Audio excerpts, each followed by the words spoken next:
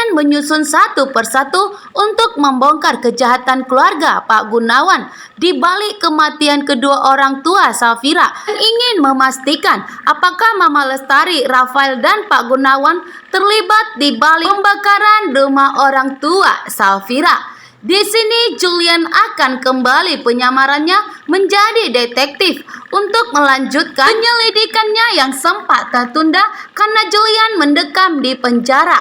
Kali ini Julian tidak mau lagi menunda penyelidikannya. Julian ingin menegakkan keadilan untuk Safira atas kejahatan yang dilakukan keluarga Pak Gunawan, terutama Mama Lestari dan Rafael yang telah membuat Julian mendekam di penjara. Kali ini amarah Julian pun semakin membara untuk menjebloskan keluarga Pak Gunawan ke kantor polisi. Di perjalanan pun Mona hampir menabrak Jena yang sedang lewat. Dan di saat Mona turun, ternyata yang ditabraknya adalah Jena. Mona pun sangat mengenal baik siapa Jena, dan Mona sepertinya tidak menyukai Jena. Mona melihat Jena, dan Mona pun turun dan langsung memberikan tamparan kepada Jena tanpa basa-basi. Dan di sini Mona juga menyebut nama Jena. Sepertinya ada masa lalu antara Jena dan Mona yang belum terselesaikan, sehingga Mona saat bertemu dengan Jena langsung memberikan tamparan keras kepada Jena, sehingga Jena pun sangat terkejut dan tak menyangka bahwa dirinya bertemu dengan Mona. Mona pun yang kesal kepada Jena menunjukkan muka penuh amarah kepada dirinya dan langsung memberikan tamparan kepada Jena. Di perusahaan, Julian datang menyusul menemui Dania dengan menyamar memakai kumis dan memakai kacamata. Dania pun terkejut bahwa senekat itu untuk menjaga Dania dan menemani Dania di perusahaannya.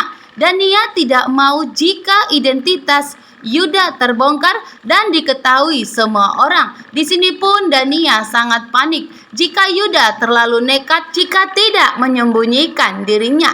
Dania pun sangat bahagia jika Yuda kembali bersamanya karena Yuda ingin segera membuka dirinya agar Yuda bisa menikahi Dania, karena Yuda tidak bisa menikahi Dania jika tersembunyi seperti ini. Sedangkan Dania pun mendengar kabar itu sangat bahagia karena Yuda memberikan harapan lagi kepada Dania bahwa Yuda akan segera menikahi Dania dengan penampilan terbarunya saat ini. Dan Yuda pun akan membuka penampilan terbarunya di hadapan semua orang dengan identitas barunya agar Yuda dan Dania segera berlayar. Di rumah, Safira pun wajahnya begitu pucat sekali. Tante Wulan pun sangat panik dan langsung menghubungi Julian mengatakan bahwa saat ini Safira mengalami wajahnya sangat pucat dan sakit saat ini. Tante Wulan menyuruh Julian agar segera pulang agar membawa Safira ke rumah sakit untuk memeriksakan dirinya karena saat ini Safira mengandung anaknya Julian. Dan Safira harus segera dibawa ke rumah sakit karena saat ini pun Mama Gina tidak ada di rumah. Julian pun serba salah saat ini. Julian sedang menyelidiki kejahatan Rafael dan Mama Lestari dan ingin mengikuti gerak-gerik Rafael dan Mama Lestari. Di sebuah kafe pun orang lelaki ingin menyerang dan mengganggu Dania.